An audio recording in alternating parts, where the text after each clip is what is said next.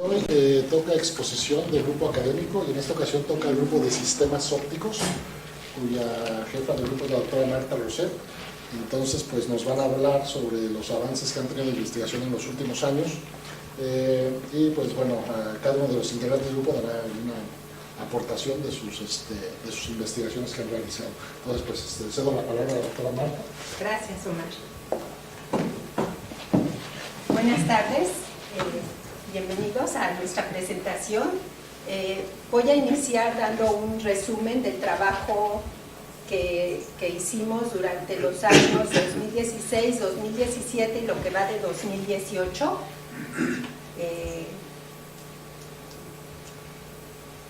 ¿Quiénes forman parte del grupo de sistemas ópticos? Somos 8 investigadores. Daniel Aguirre, el primero que está en esta lista, él se encuentra ubicado en el polo universitario en Monterrey. Actualmente es el único investigador del ICAD en ese grupo, y el resto de los investigadores estamos aquí en Ciudad Universitaria. Manuel Campos, él era técnico académico y en este periodo él se pasó a investigador. Claudio Narciso es de reciente contratación, apenas va a cumplir un año de que fue contratado. Nos están apoyando 2 técnicos académicos, Pedro Cebrián, que también es de reciente contratación y que está trabajando en el laboratorio del UFABEO, del que les voy a platicar un poco, y Mario González, y nos apoyan 2 técnicos administrativos.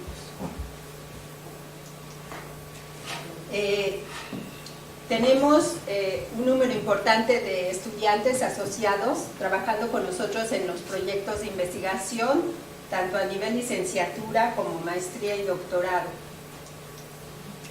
Las áreas que cultivamos en este grupo son básicamente de la óptica clásica y primero tenemos óptica visual. Aquí trabaja Rufino Díaz, Manuel Campos y también Neil Bruce. Rufino Díaz y Manuel Campos, que hoy no van a presentar porque están en un congreso internacional, ellos estudian principalmente la prueba de la córnea, cómo probar la córnea. Aquí Rufino ya ha creado una empresa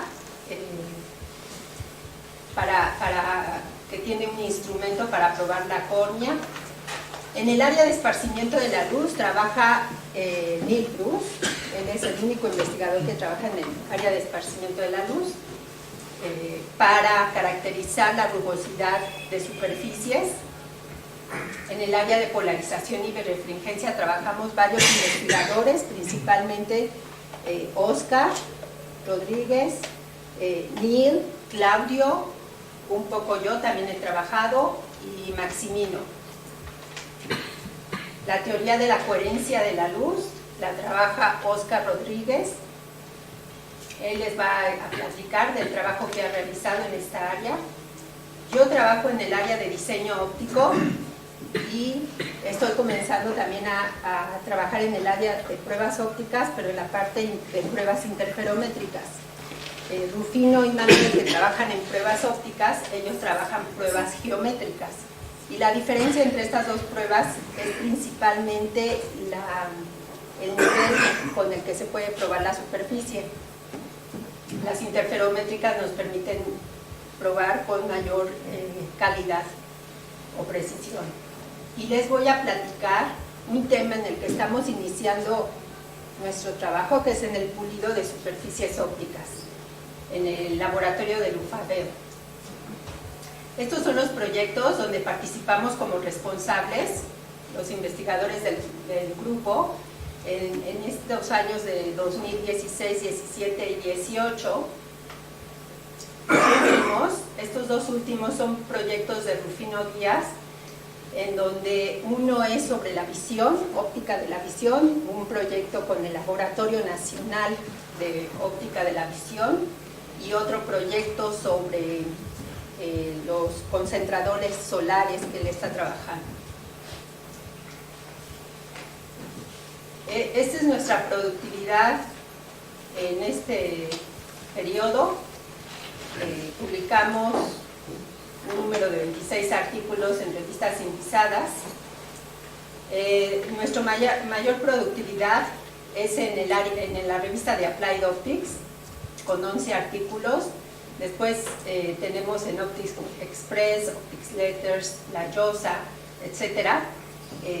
Todas estas revistas son de la OSA, revistas de la Optical Society. Este es el número de revistas indizadas, de memorias que hemos publicado en revistas que están indizadas en ISI. Tenemos 36 memorias en extenso. Aquí es gracias a la participación de los estudiantes, del trabajo que hacemos con los estudiantes, y prácticamente todos ellos presentan sus trabajos de investigación en congresos internacionales y escriben su memoria. Se dirigieron 4 servicios sociales, un capítulo en libro, y se tienen 2 notas de curso ya en prensa y aprobada por el comité editorial del entonces ECADE. Tenemos 2 derechos de autor otorgados, 2 reportes técnicos, 3 patentes solicitadas. Tuvimos una estancia postdoctoral y un profesor visitante.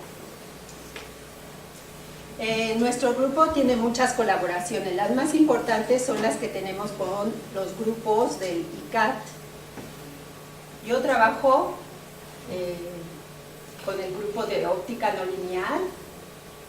También hay participación con fotónica y microondas, diseño de prototipos, del grupo de electrónica.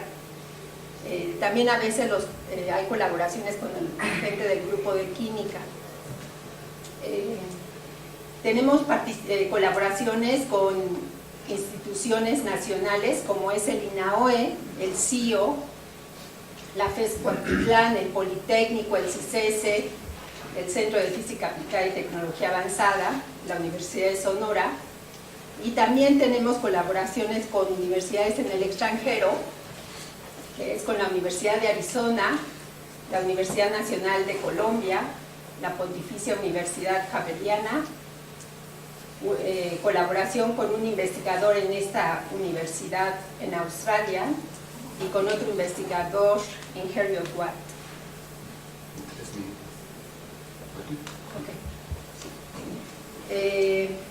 Estas son las direcciones de tesis que se concluyeron en el periodo, 19 tesis, 9 fueron de licenciatura, 7 de maestría y 3 de doctorado en estas carreras y posgrados, y actualmente estas son las tesis que están en proceso.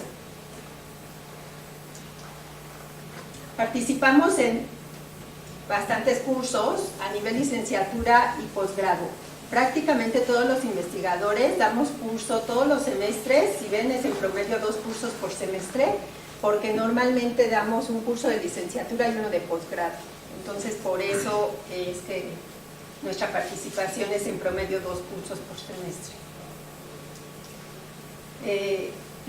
Los investigadores tienen una participación activa en los comités, en los cuerpos colegiados de la universidad, que es en el CAFMI, en el Consejo Técnico,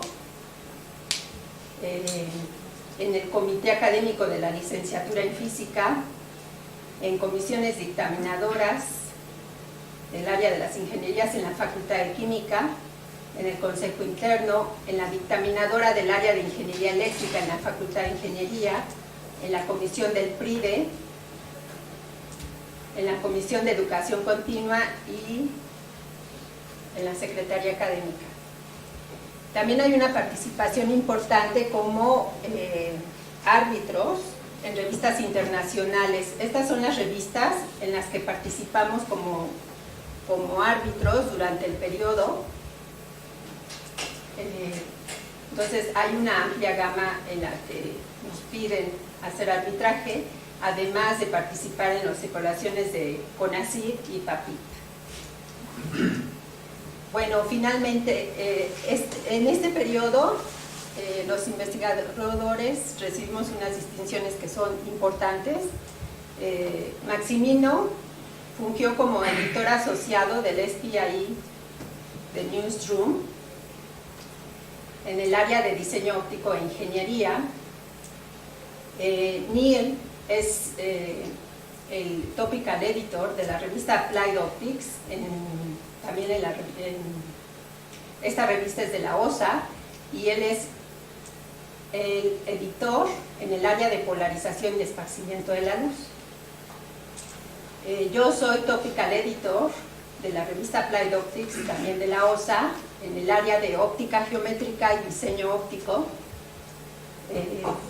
Rufino fue distinguido con el Senior de la Optical Society y también como Senior del SPI, y Maximino también recibió esta distinción. Durante el periodo, dos de nuestros artículos de investigación con mi estudiante de licenciatura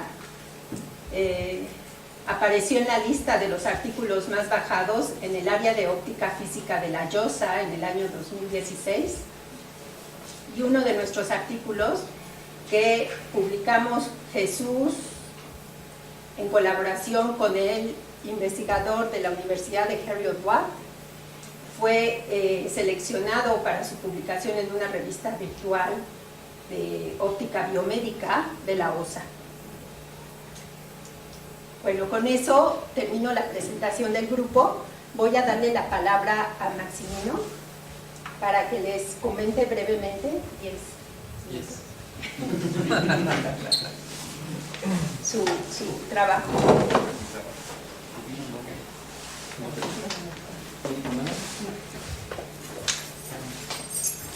Bien, buenas tardes a todos. Voy a platicar principalmente de los temas que estamos desarrollando ahorita, como bien dijo Marlene, diseño, construcción y evaluación de superficies arbitrarias, que es algo así como un nuevo tema para el área de diseño óptico. ¿Qué entendemos por superficies arbitrarias? Pues son superficies que decimos que son derivables y que son continuas en un cierto intervalo, desde aquí hasta acá, por ejemplo, y que tienen esta característica en particular, que su primera derivada es diferente de cero. Estamos hablando matemáticamente, pero esas también las podemos considerar como este tipo de superficies que son continuas a trozos, que son nuestras famosas lentes de Fresnel. ¿Dónde se utilizan? Pues ahora son muy conocidas en muchas áreas de la ciencia, por ejemplo en estas de iluminación. Estos sistemas de iluminación dicen que no deben de tener más de 5 o 10 grados hacia arriba y hacia abajo. Son para las boyas, para los faros en alta mar, colimadores, sistemas retorreflectores, sistemas de amplificación, sistemas de visión. Y bueno, una de sus características es que pueden reducir la cantidad de elementos utilizados en sistemas ópticos, haciéndolos ligeros y cada vez más pequeños que los sistemas tradicionales. ¿Cómo se fabrican? Pues aquí tenemos una oportunidad muy grande en el ICAD, porque se pueden fabricar utilizando moldes con diseños predefinidos, con máquinas generadoras de superficies, máquinas CNC como las que tenemos aquí, impresoras 3D como las que también tenemos aquí. ¿Cómo las diseñamos nosotros? Pues nosotros utilizamos un concepto muy importante, que es lo que son las cáusticas y los frentes de onda.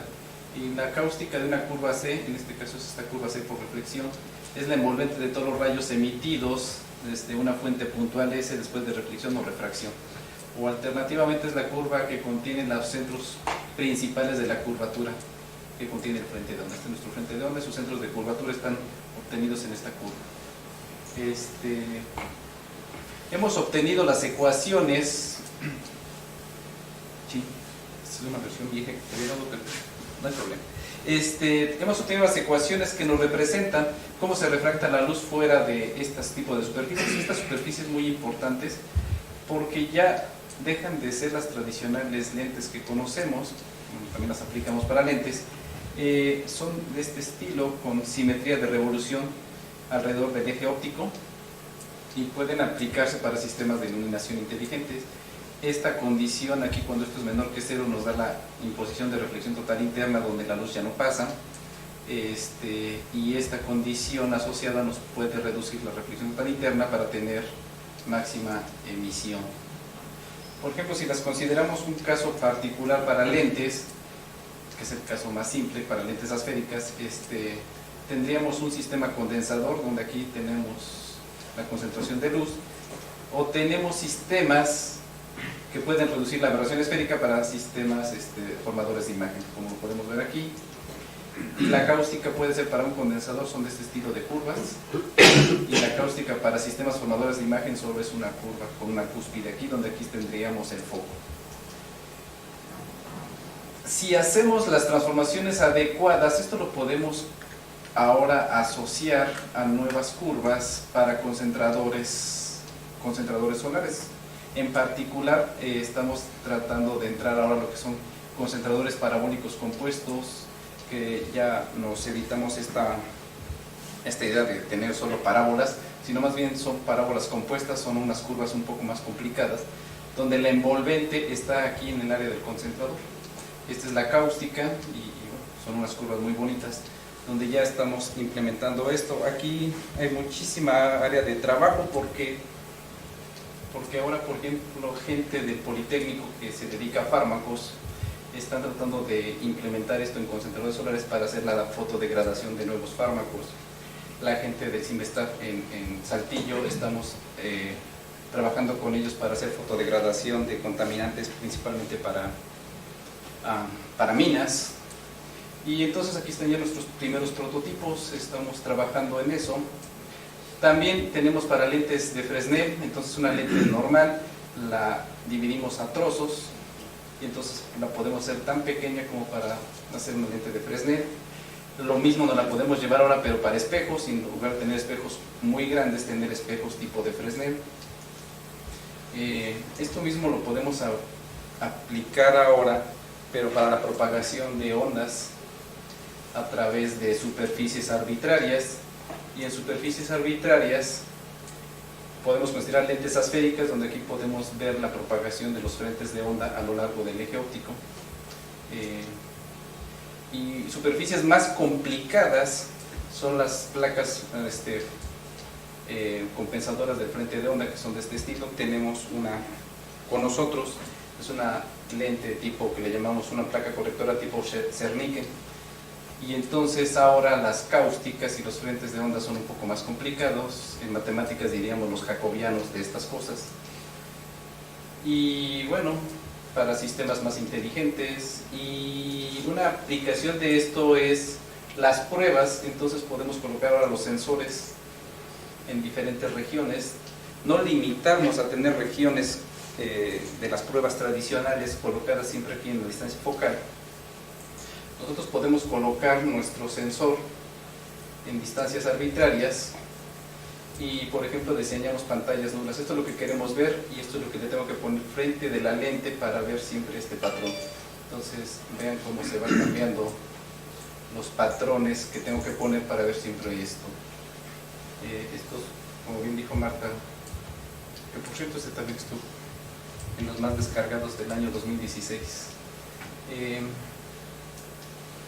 Ya lo aplicamos también para lentes y vean, si yo quiero líneas rectas, estas son sus transformaciones de curvas para dar siempre líneas rectas. Esto está fuera de la posición de diseño, estas son las pruebas ya hechas. Esto ya lo estamos aplicando las cáusticas para dobletes acromáticos y ahorita estamos ya trabajando en dar nuevas fórmulas para reducir la aberración esférica de dobletes acromáticos considerando la ecuación de la cáustica.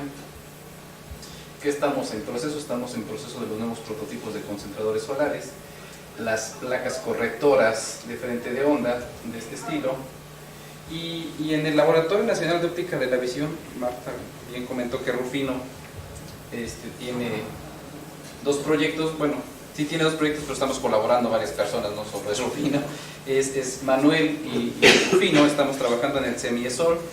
Y entonces, si estamos ahora implementando un modelo de ojo simple. Entonces, si yo meto haces inclinados a través de lentes simples, yo lo que tengo a través de distintos ángulos tengo la aberración de astigmatismo, y entonces la idea es generar superficies de este estilo para corregir astigmatismo y tener una imagen perfecta. Sí, es curvatura de campo. Perdón, ¿dónde está el Laboratorio Nacional de la Visión? Bueno, platico, están en construcción apenas. Va a estar en el primer piso, al lado del cubículo del arte. Ah, aquí. Sí, sí. Y agradecimientos, pues aquí están los agradecimientos a Salanova, Laboratorio Nacional de Óptica de la Visión, al CEMIESOL, a los PAPIT, a un CONACYT mío, y agradecimientos a mis estudiantes, por supuesto. Está Gabriel, estudiante de doctorado, Jesús del Olmo, estudiante de doctorado, Diana, que es estudiante de doctorado como cotutor del INAOE, Oliver, que es cotutor con Rufino, Osvaldo, que es mi ayudante de licenciatura, que está por ingresar a la maestría, Martín, que es estudiante de maestría, 2 estudiantes de licenciatura, y las colaboraciones, lo que les acabo de comentar, una facultad de ingeniería, la Universidad de Zacatecas, la Universidad del Istmo de Tehuantepec. Aquí todos, junto con Edwin, están trabajando en concentradores solares, el diseño de concentradores solares. Ellos son los que nos están fabricando los concentradores solares de tipo Fresnel, en el Politécnico, en el Cinvestav Mérida.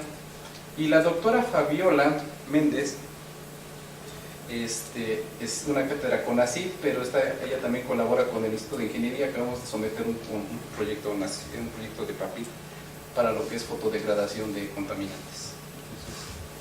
Entonces, 10 minutos. Muchas gracias. Gracias. Sí. Ok. Bueno, entonces yo les voy a comentar brevemente de los proyectos en los que trabajé. Trabajé con mis estudiantes de doctorado en el modelado de pulsos ultracortos de luz, al ser enfocados por sistemas ya sea de lentes o espejos, analizar cómo se acopla el tiempo y el espacio y cómo varía este acoplamiento cuando nos movemos en la región focal. Este trabajo lo realizo en colaboración con el grupo de Jesús Garduño. Sus estudiantes son los encargados de realizar los experimentos para verificar el modelo. También trabajamos en el diseño de la cavidad de femtosegundos para la corrección de astigmatismo de la cavidad, y también en el problema de astigmatismo cuando se acopla la luz del bombeo en el cristal de la cavidad. Con uno de mis estudiantes de licenciatura estudiamos el problema de la polarización de ondas que se generan al pasar a través de materiales que son birrefringentes o uniaxiales.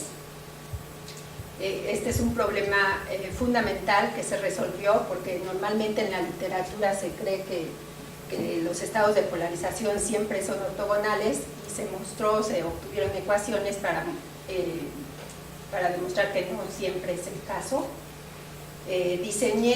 Yo trabajé en el diseño de una lente para aumentar el campo de vista en operaciones de la retina, esto a petición de un médico oftalmólogo que vino al ICAT pidiendo por este diseño. Con otro de mis estudiantes hemos estado trabajando en el diseño y construcción de un microscopio que esté motorizado para detectar huevos de nido, y se quiere hacer de forma automática, y además que el sistema sea muy económico. Esa es, digamos, que la propuesta fundamental. Y finalmente estamos trabajando en construir un interferómetro para poder reconstruir el frente de onda. Perdón, esos huevos de no sé qué son de parásitos. Ajá, son de parásitos, lombrices que están en el agua, y que cuando toma uno el agua contaminada crecen unas lombrices muy grandes en el estómago y que es muy difícil de curar. Bueno, entonces, en este proyecto de modelado de pulsos ultracortos hemos estado estudiando este tiempo los fenómenos que producen un ensanchamiento temporal de los pulsos por dispersión del material, y esos dos fenómenos son dispersión de velocidad de grupo y diferencia de tiempo de propagación. Actualmente estamos enfocados en analizar el efecto de las aberraciones en el pulso y cómo estas aberraciones modifican también el tiempo. Y finalmente también estamos estudiando qué pasa cuando se mueve el detector alrededor de la posición focal. Esa sería Z. Otro trabajo que hicimos fue mostrar que la difracción también tiene un efecto en la duración temporal del pulso. Para poder ver el acoplamiento tanto de aberración como de difracción en esta parte temporal, es necesario en el modelo matemático quitar una aproximación que está escrito aquí. Normalmente en la literatura, cuando uno va a la literatura, el análisis del modelado se hace haciendo una aproximación, aproximando el número de onda de las frecuencias por el número de onda de la portadora. Si uno hace esa aproximación, uno no ve efectos como, por ejemplo, que la difracción produce un ensanchamiento temporal y tampoco se ve un acoplamiento de aberraciones con tiempo. Es hasta que uno quita ese acoplamiento que uno empieza a ver estos acoplamientos. Entonces, hicimos eso en la teoría. El problema de hacer eso es que los tiempos de cálculo se vuelven excesivamente largos. Entonces, ahí se trabajó por un largo tiempo y ahí Oscar nos apoyó para generar un nuevo algoritmo que le llamó la doble transformada rápida, logrando disminuir un cálculo de 57 horas a 2.5 segundos. Además con una muy alta precisión. Entonces, gracias a ese paso que se dio, fue posible analizar tanto la duración del pulso como el tamaño del spot enfocado. Y otro dato que analizamos es modelar la forma en la que miden en el laboratorio la duración del pulso, que es a través de una intensidad de autocorrelación, y entonces ver cómo cambia el pico de esa intensidad de autocorrelación. Conforme las aberraciones empiezan a modificar el pulso, ese pico empieza a disminuir hasta que desaparece el pulso. Lo mismo pasa si hay un ensanchamiento temporal. Y lo que hacemos es ver cómo cambia el pico, ubicar la posición del pico máximo y ver si ese pico, cómo se ve afectado en presencia de aberraciones. En esta gráfica sería el caso ideal, aquí sería el caso de aberrar. Entonces, por ejemplo, lo que podemos ver aquí es que si hay aberraciones, la curva roja me mostraría cómo cambia el tamaño del spot. El mínimo está ubicado en esta posición, mientras que la duración más corta del pulso está ubicado en otra posición, ¿sí? Y además este modelado me muestra que el pico de autocorrelación está dominado por el tiempo y no por el espacio. Adicionalmente, vemos que cuando me genero un desenfoque, si tengo pulsos de duraciones largas, no hay un efecto en la duración del pulso.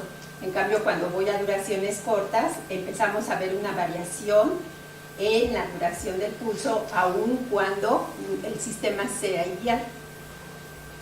Todo esto es modelado matemático. Entonces, en el laboratorio, Jesús, con sus estudiantes de doctorado, hicieron medidas experimentales,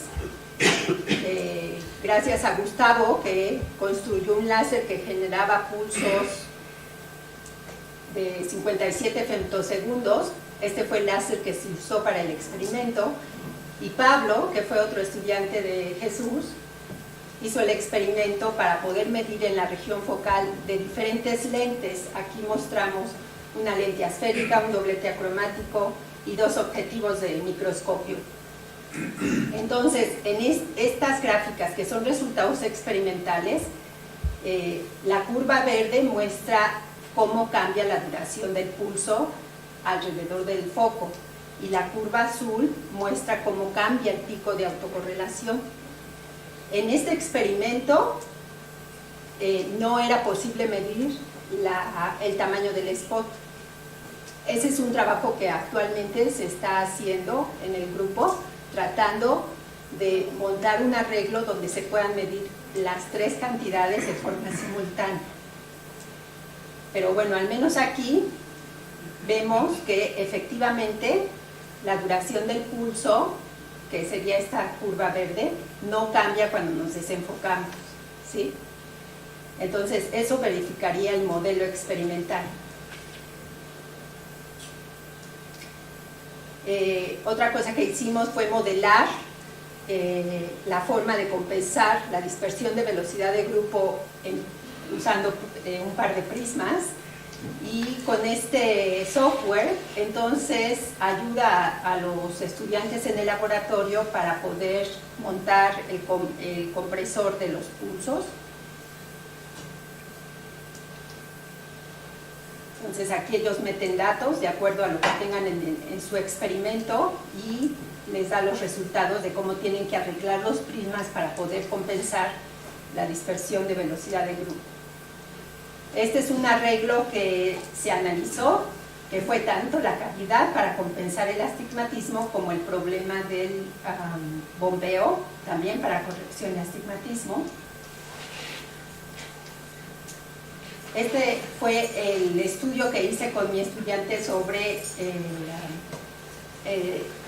como les decía, este es un problema fundamental, que es ver si los estados de polarización de la onda ordinaria y extraordinaria son ortogonales. Si son ortogonales, aquí tendríamos el 0, que es el color verde. Si siempre fueran ortogonales, todo estaría en verde. Aquí pueden ver que no hay muchos casos, la mayoría, donde los estados de polarización no son ortogonales. Este es un microscopio que montó Efren, es la primera versión, ya ha avanzado bastante en esta. Imágenes obtenidas con el microscopio, usando luz por transmisión, usando luz por arriba, iluminando por arriba. El problema de iluminación aquí es muy importante. Efren sigue trabajando en este problema de iluminación.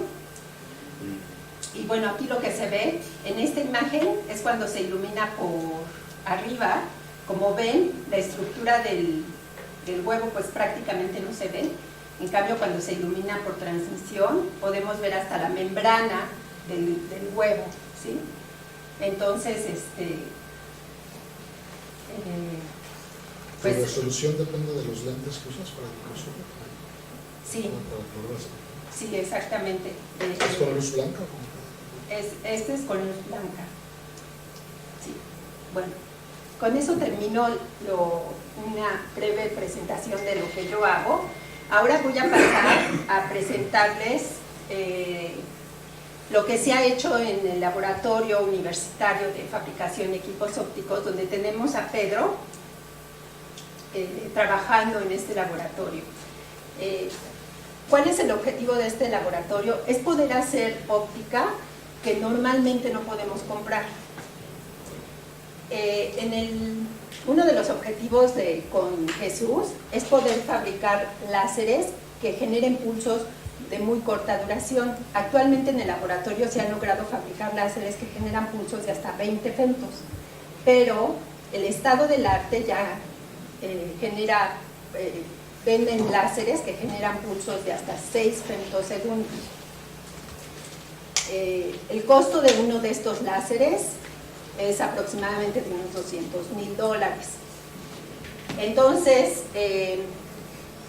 una estudiante de Jesús, Katy, su trabajo de doctorado es generar un láser que pueda generar pulsos de hasta 10 y si se puede menos, 8 femtosegundos, ¿sí?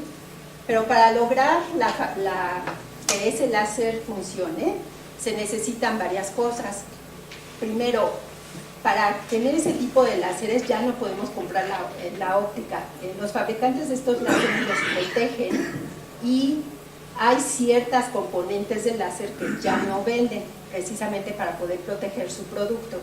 Entonces, una de las...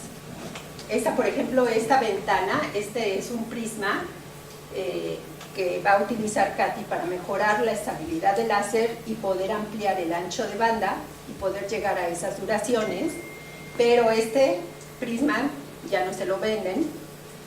Entonces le pedimos a Pedro que lo fabricara. Entonces, Pedro, aquí ven las dimensiones, son 2.5 milímetros por 4 milímetros, además con un ángulo particular en el corte.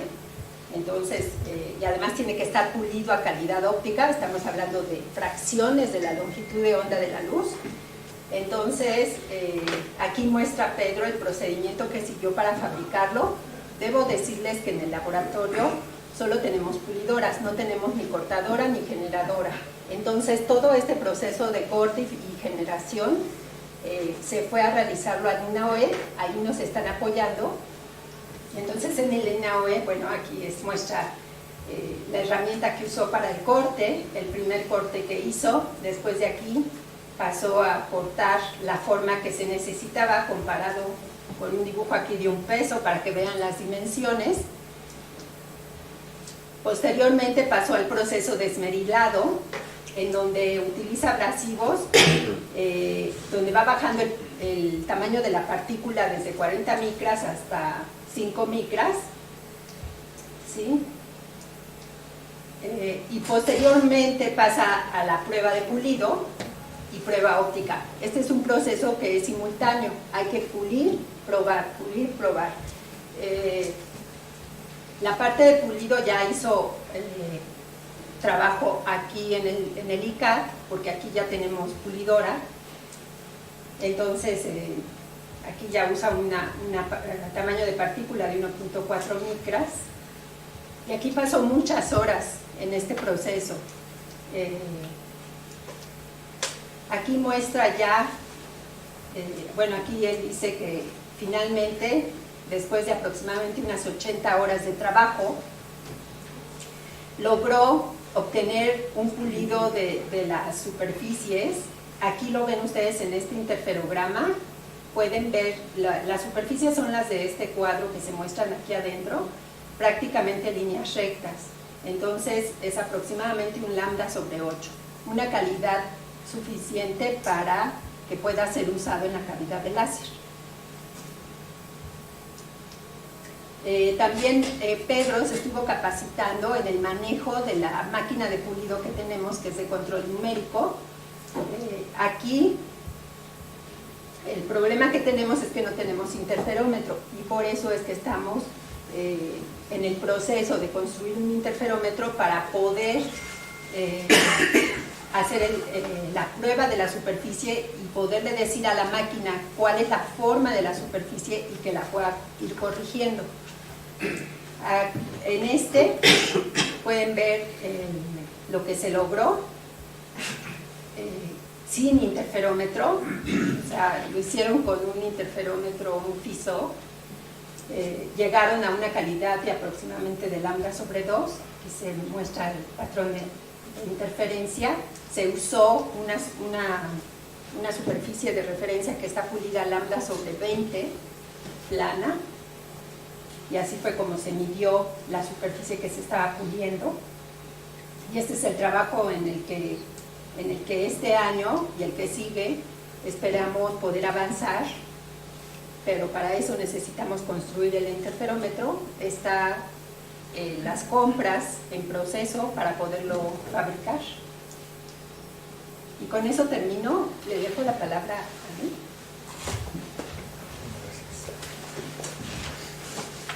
Bien, entonces yo tengo 2 líneas de trabajo, polarimetría y esparcimiento de la luz.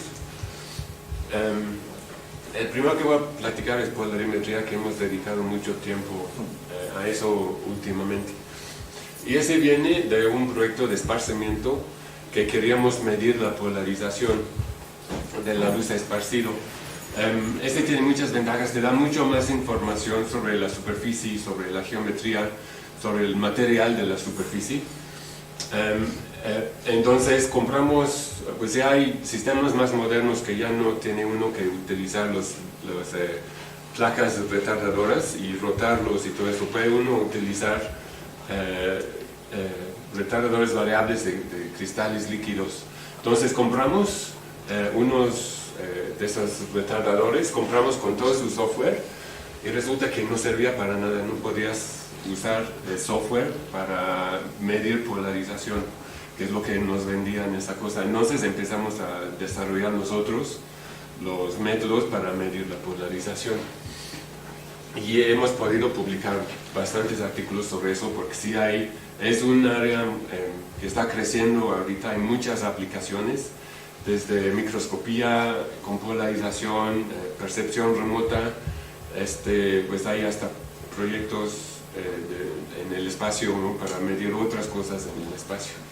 Entonces nos metimos eso. Lo primero que hicimos había necesidad de caracterizar esos retardadores de cristales líquidos. Los que estamos usando nosotros son celdas únicas, es un píxel si quieres, de 1 centímetro de diámetro. Pues ahí puede uno comprar muchos moduladores, pero nosotros es más barato usar estos y queremos más rápido para cambiar la distribución, porque debe ser todo el mismo, ¿no? Entonces desarrollamos un método utilizando 2 polarizadores. Pues desarrollamos la teoría, tenemos ejemplos. Cuando uno mide la intensidad, va variando como uno va cambiando el voltaje que uno aplica al retardador. De esto hay una ecuación que es que como uno tiene el máximo puede usar esta ecuación. Aplica ese, como es inverso coseno, está limitado a un rango de pi, entonces ya hay que desenvolver la fase y esa es la curva de calibración. Y pues el problema con esto es que no es lineal, entonces todos los métodos que usan otro tipo de retardador, que utilizan métodos de Fourier, no sirven por esa no linealidad aquí. Entonces tuvimos que buscar también otros métodos de utilizarlos. El gran problema, hay muchos diferentes tipos de polarímetro con diferentes retardadores y diferentes equipos, y todo el problema es la extracción de datos y calibración. O sea, tienes que saber que lo que mides es realmente lo que quieres medir. Entonces hemos trabajado mucho en métodos de calibración. Ese es uno de los artículos. Es para matriz de Müller, que te dice cómo cambia la polarización cuando interactúa con algún objeto. Y estamos trabajando ahorita en el mismo para la polarización de unas, se describe a través del vector de Stokes. Entonces estamos haciendo métodos de calibración y extracción de datos para Stokes, que en la literatura no hay nada. Entonces va uno de ese tipo de datos, que todas esas curvas aquí que están cerca del eje, igual a 0, deben estar igual a 0. Entonces ya con nuestro método de calibración tenemos pues errores menores de 4%, que son bastante buenos para muchas aplicaciones. Está la aplicación, perdón, el artículo. Y otro, ese es el más reciente, 2018, hemos publicado 2 artículos sobre cuáles son los límites de los métodos de calibración que están utilizando ahorita. Entonces el método estándar es un método desarrollado en Francia con eigenvalores de las matrices que se utilizan en el proceso de sacar los datos. Ese sería un polarímetro de Müller típico, y en esas curvas cada punto es el error en el resultado final para el condition number. Ese es un número que te dice qué tan invertible es la matriz que se utiliza uno para reconstruir los datos, para sacar la matriz de Müller. Entonces, si un condition number muy grande, ese número de condición muy grande, es un polarímetro que tiene muchos errores. y siempre vas a tener errores cuando tú pones en tu polarímetro. Hay un caso que no satisface ese es la Fuerza Aérea de Estados Unidos, que ya tienen años trabajando un polarímetro, y cada ratito publican un nuevo artículo porque han logrado reducir el error. Pero ese es un trabajo de años y con un gasto enorme en monturas y la calidad de sus elementos es muy alto. Todo es muy caro y tarda mucho tiempo, no es muy práctico. Si eres de la Fuerza Aérea de Estados Unidos lo puedes hacer, si es el ICAT no lo puedes hacer. Entonces, normalmente cualquier polarímetro que pones va a tener errores. Entonces, lo que hicimos aquí es un análisis de cuál es el límite de errores que es aceptable para un cierto valor de error. Entonces, no se ve muy bien, pero hay puntitos aquí. Ese sería el límite de un error de 0.05 y un error de 0.02 acá y un error de 0.1. Entonces, sacando esos valores para diferentes niveles de ruido en la medición, te da cuál es el límite, lo que debe ser tu polarímetro. Y resulta que si quieres errores muy chiquitos, los errores en la retardancia que uno pone, los voltajes que uno está mandando a los cristales líquidos, son muy grandes. Entonces, aquí son 10 grados de error en retardancia. Son errores enormes. Pero los errores más importantes son de 1 o 2 grados o menor, son para los ángulos de los retardadores.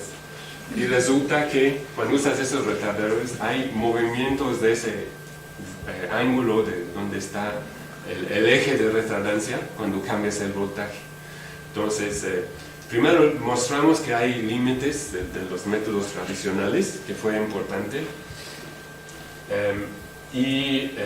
Después mostramos que el ángulo de los retardadores es más importante, tienes que tener más cuidado en eso que en los valores de los retardantes.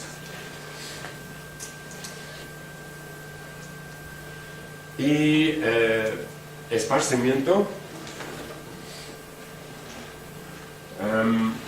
Tengo dos proyectos que van principalmente por ex estudiantes míos que hicieron doctorado conmigo y siguen trabajando en esos proyectos.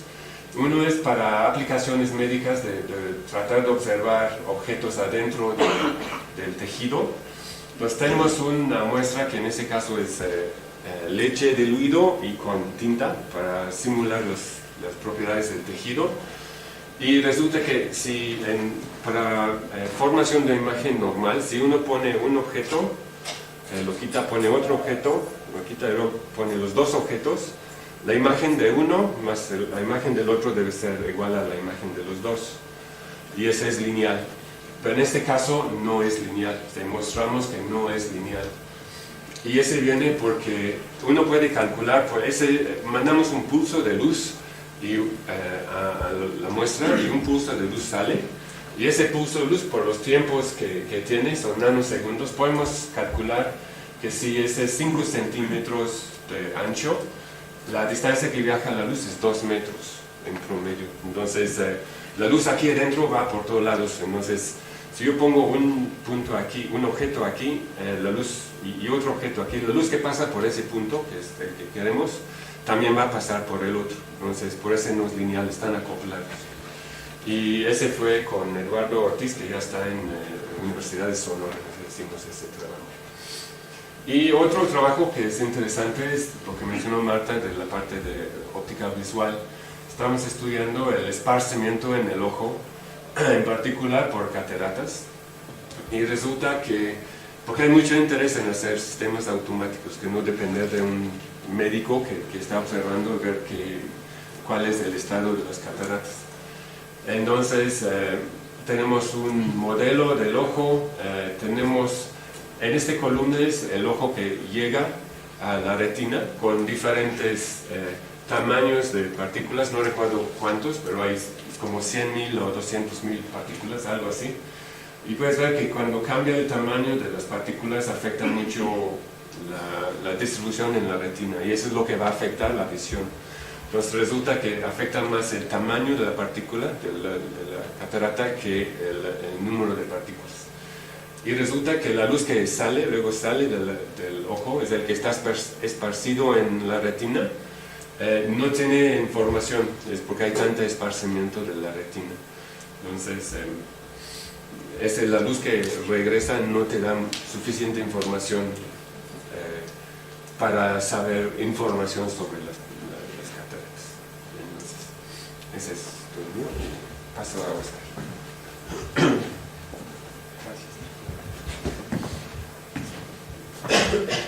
Bueno, yo les voy a hablar un poco sobre polarimetría de coherencia variable, que es una técnica para hacer una forma diferente de hacer tomografía. Si ustedes piensan en tomografía, generalmente hay dos configuraciones que se utilizan.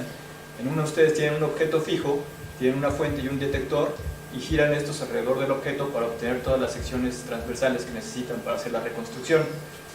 Otra forma de hacer lo mismo sería, yo dejo mi fuente y mi detector fijos y lo que giro es el objeto, que es más o menos lo que pasa en los hospitales. Ustedes ven los tomógrafos van dando vueltas alrededor del paciente que está acostado, ¿no? Bueno, una forma diferente de hacer esto se tiene en esta teoría de la polarimetría de coherencia variable, en la que está escrita por esta ecuación. Esta ecuación describe cualquiera de los dos métodos de tomografía que les dije, pero lo que es interesante ver aquí es que esta matriz W es una matriz que tiene las propiedades de coherencia de la luz, de la fuente que yo estoy utilizando. Entonces, si vemos la ecuación, lo que vemos es que en cualquiera de las dos configuraciones que les dije anteriormente, lo que estoy cambiando son estas Fs, que se llaman los potenciales de esparcimiento, es decir, estoy cambiando la forma de esta función o la orientación de esta función, y dejo esta W constante, y así es como puedo obtener las diferentes secciones transversales. Pero pues no hay nada que me prohíba dejar esto constante y mejor cambiar la W, ¿verdad? Entonces, cambiando la W, es decir, cambiando las propiedades de coherencia de la fuente, puedo obtener información equivalente a la que obtengo cuando dejo el objeto fijo y muevo el detector y la fuente, o cuando dejo estos fijos y muevo el objeto. ¿Ok? En particular, bueno, se llama polarimetría porque esta es una generalización. Generalmente en tomografía ustedes utilizan teorías escalares, en las que tienen nada más la fuente, la onda tiene nada más una amplitud y una fase, pero a nosotros nos interesa también saber qué pasa con el estado de polarización de la iluminación. Y una de las aplicaciones que tiene esto es, por ejemplo, en el estudio de superficies. Si ustedes tienen un sistema de esparcímetro, generalmente tienen la superficie, y para caracterizarla tienen que hacer mediciones a diferentes ángulos, tanto de la fuente como del detector, que es lo que estoy tratando de representar aquí. Sin embargo, no siempre es posible tener este control sobre la fuente y el detector. ¿Por qué? Porque si pensamos en aplicaciones como percepción remota, pues tengo un satélite observando la Tierra, y un satélite que observa la Tierra pues no lo puedo estar moviendo a diferentes posiciones para hacer las mediciones que necesito. El satélite generalmente tiene una órbita y sigue esa órbita, entonces todas las mediciones las tengo que hacer desde la posición en la que esté el satélite en ese momento.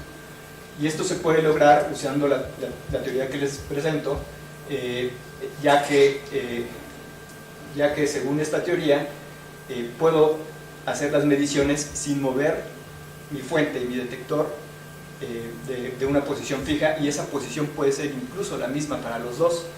Eso es a lo que se conoce en percepción remota como una medición monostática, es decir, monostática porque la fuente y el detector están fijos, y están fijos en la misma posición. Bueno, este es un diagrama del sistema que les voy a platicar un poco más adelante. Para controlar esta matriz W necesito, como es una matriz vectorial, porque incluye el estado de polarización de la luz, necesito una teoría vectorial que me permita saber cómo cambia esta cuando yo cambio las condiciones de la fuente. Entonces, para eso se desarrolló el teorema generalizado de Van Sitter-Zernike para fuentes electromagnéticas. Este teorema ya existía, o existía una forma simplificada de él en la teoría escalar, pero lo que nosotros hicimos fue extenderlo a la teoría vectorial para incluir el estado de polarización de la luz. En pocas palabras, este teorema me está diciendo que si yo tengo una fuente como esta y quiero saber el campo en una posición o en un plano lejos de la fuente, lo que tengo que hacer es calcular la transformada de Fourier de la distribución de intensidad que tengo aquí, o de densidad espectral, y eso me da la distribución tanto de coherencia espacial como de intensidad en el plano de observación. Entonces aquí les pongo, por ejemplo, si yo tengo que la componente X tiene esta distribución y la componente Y tiene esta distribución de densidad espectral, si la sumo me va a dar una densidad constante. Esto quiere decir que si yo veo la fuente se ve simplemente como un círculo pues, iluminado, ¿no? Pero cuando pongo un polarizador horizontal veo estas líneas, y cuando pongo un polarizador vertical veo estas otras. Metiendo esto en el teorema puedo calcular bueno, lo que obtengo es esta distribución de luz en la que se me generan 3 volúmenes que son coherentes entre ellos. Esos 3 volúmenes yo los puedo juntar o separar dependiendo de la frecuencia de estas distribuciones, es decir, la frecuencia de la distribución de franjas. Entonces, si están muy cerca esas franjas y la frecuencia es alta, lo que hago es que estoy separando estas distribuciones de luz. Si la frecuencia es baja, las estoy acercando. ¿Y esto para qué sirve? Pues sirve para poder hacer un barrido sobre la superficie que tengo de interés, cambiando esa frecuencia. Entonces, a una frecuencia tengo cierta distancia, cambio la frecuencia, tengo otra distancia, y entonces acabo haciendo un barrido de la superficie que me interesa. Ok, el primer paso en este proyecto fue verificar que este teorema pues, predijera de forma correcta lo que se observa en el laboratorio. Para eso construimos este sistema en el que tenemos un láser, un filtro espacial, y la luz se envía a esta lente que enfoca la luz en un difusor que está girando. Este difusor lo que hace es reducir la coherencia del láser. Los láseres, como ustedes saben, pues son muy coherentes tanto temporal como espacialmente. Y yo lo que quería era reducir esa coherencia. ¿Por qué? Porque el teorema funciona para fuentes incoherentes. Entonces, la luz que sale del difusor la mando a un polarizador, y este es un modulador espacial de luz que utilizo para generar estas distribuciones de densidad espectral.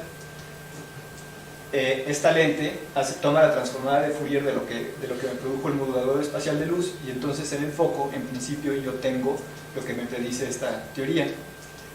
Bueno, en este caso, como la distribución en el foco es muy chiquita, pues lo que hice fue dejarla que se propagara a otra lente, expandir un poco el haz, colimarlo, y eso ya era lo que nosotros medíamos. Entonces, después de esta lente tengo un retardador de 1/4 de onda, seguida de un polarizador. Estos dos lo que hacen es, constituyen un polarímetro de Stokes que puedo utilizar para medir las propiedades de polarización de la luz que generé. Y bueno, el último elemento es una cámara CCD que simplemente uso para tomar fotos de la distribución que obtuve. Aquí este renglón muestra, hasta acá arriba tengo la la intensidad total de la distribución de luz que generé, en la que tengo una distribución central y 2 réplicas. Esa separación entre las réplicas y la distribución central está dada por la frecuencia de las franjas que les mostré, que esa la fijo yo, ¿no? Acá abajo les estoy dando la componente polarizada, y acá la componente no polarizada de la luz que se generó. Estas las escogí en particular porque la teoría me decía que si yo usaba esas distribuciones, la región central me iba a dar no polarizada, mientras que las regiones, las réplicas que están desplazadas, iban a estar completamente polarizadas. Aquí lo que observo es que, bueno, sí, la región central sí tiene una componente no polarizada, pero también tiene una componente polarizada. Entonces, en realidad está parcialmente polarizada. Por otro lado, las réplicas que están desplazadas, esas sí no tienen ninguna componente aquí, entonces quiere decir que están completamente polarizadas. Eso es cercano a lo que la teoría nos predecía, pero no es exactamente lo que nos decía. Bueno, aquí lo que estoy mostrando son los parámetros de Stokes, S1, S2 y S3, para esta distribución de luz, y esto es interesante porque si ustedes se fijan, S1, que es la componente lineal, horizontal o vertical, tiene el mismo signo para las tres regiones de luz. La componente a más menos 45 grados también tiene el mismo signo, pero la componente circular, vemos que las réplicas están girando pues, su polarización en la dirección opuesta a la del centro. Esto también es algo que no esperábamos, y es interesante porque quiere decir que puedo utilizar este efecto para hacer mediciones en las que yo pueda quitar la luz que viene de la parte central y solamente utilizar la que viene de las réplicas, simplemente poniendo un polarizador que pues, bloquee esta luz y me deje pasar la de las réplicas. Ahora, la razón por la que esto me está saliendo parcialmente polarizado cuando debería estar no polarizado tiene que ver con el modulador espacial de luz que utilicé. Ahorita les digo un poco más sobre eso. Esto, simplemente esta imagen lo que quiere mostrar es el hecho de que recuerden que yo partí de una fuente que era incoherente porque tenía el difusor girando, ¿no? Estaba destruyendo la coherencia del haz. Sin embargo, estas tres réplicas que se generaron a partir de esa fuente incoherente son coherentes entre sí. Como pueden ver aquí, esto es la interferencia entre dos de estas, por ejemplo la central con la de la derecha, y se ven las franjas de interferencia que, bueno, se alcanzan a ver aquí, no son tan claras, por eso las marqué aquí con líneas blancas, pero esas son las franjas que se observan de interferencia entre una de las regiones que tengo ahí y la otra. Eso es para demostrar que en realidad hay coherencia entre ellas.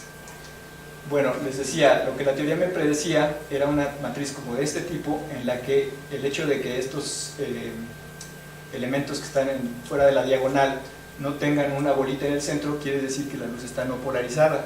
Sin embargo, lo que medí corresponde más a esto, en donde sí tengo una bolita en el centro en estos dos elementos, es decir, sí hay una componente polarizada. La razón por la que encontramos esa componente polarizada es porque el modulador no hace lo que se suponía que tenía que hacer. Ese modulador, su único objetivo era que yo le mandara luz con polarización lineal y en ciertas regiones me girara la polarización, pero dejándola lineal.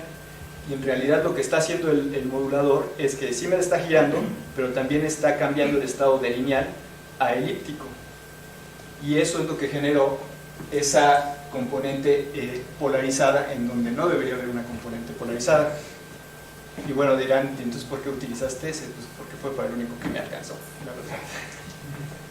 Bueno, como les decía, una de las aplicaciones que tiene esto pues es en el análisis de superficies, ¿ok? Entonces, una vez que ya tuvimos la fuente construida y caracterizada, lo que hicimos fue tratar de medir superficies, y Gil Bruce nos prestó una superficie rugosa unidimensional que la pusimos en el sistema que ya teníamos. Si ustedes se fijan, este es el mismo sistema que les mostré antes, menos la parte de detección. La parte de detección ahora la tengo en esta parte, y la luz que refleja la superficie, que viene de acá, refleja la superficie, y ahora a esa es a la que le mido el estado de polarización, ¿ok? Y lo que voy haciendo es que voy cambiando la separación entre las bolitas para hacer un barrido sobre la superficie y de esa forma caracterizarla.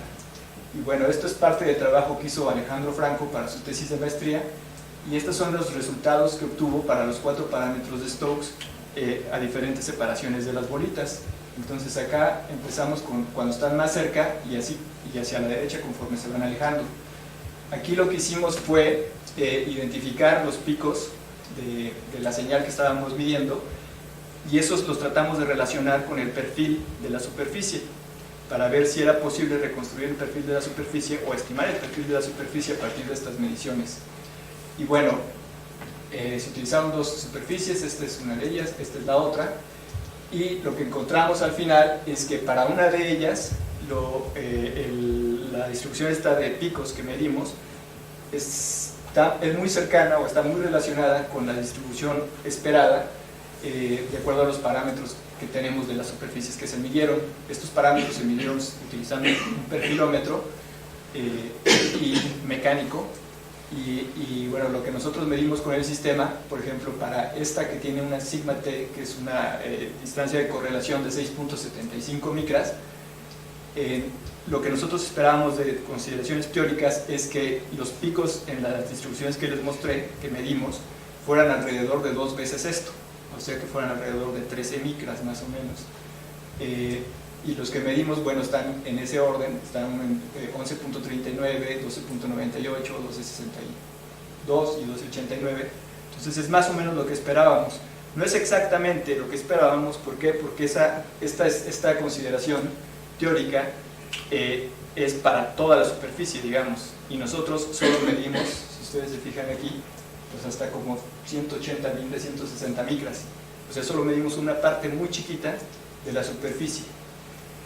Lo que estoy tratando de decirles es que, bueno, como esta es una distancia promedio, pues si estoy midiendo una parte muy chiquita, pues no necesariamente voy a obtener el promedio, ¿no? El promedio lo obtendría, o me acercaría más al promedio, pues si mido una parte mucho más grande de la superficie que estoy analizando. Pero bueno, para la segunda superficie también esperábamos que lo que medimos fuera aproximadamente 2 veces esto, estos 15.4 micras, entonces esperábamos alrededor de 30.8 micras, pero ustedes pueden ver que pues estos valores ni siquiera se acercan, ¿no? Y eso es porque lo que hemos visto es que qué tanto se correlaciona lo que medimos nosotros con el perfil de la superficie tiene que ver con qué tan rugosa es la superficie. Para superficies que son un poco más suaves es más difícil obtener esta coincidencia, pero bueno, eso es parte del análisis que todavía estamos haciendo y creo que eso es todo. Bueno, pues agradecemos al grupo de sistemas ópticos.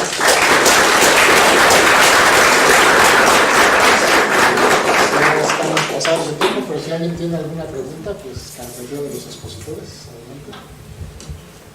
¿Nadie? El Instituto, para Marta, sobre todo, el Instituto de Astronomía tiene un grupo de óptica, de diseño y ese. Por ejemplo, contaste que mandaste montar un pulido, cortar algo en el CIO, y creo que acá tiene cortador. Linaoe, sí. Pero ¿tienen relación ustedes con el grupo de óptica de acá? ¿O eso se dedican a cosas astronómicas nada más? Ajá, ellos se dedican nada más a cosas astronómicas y normalmente pues no, digamos, no hay tiempo como para dedicarse a hacer algo chiquito o alguna otra cosa, o sea, su tiempo lo usan para su pulido de sus superficies, ¿no? ¿Alguien más?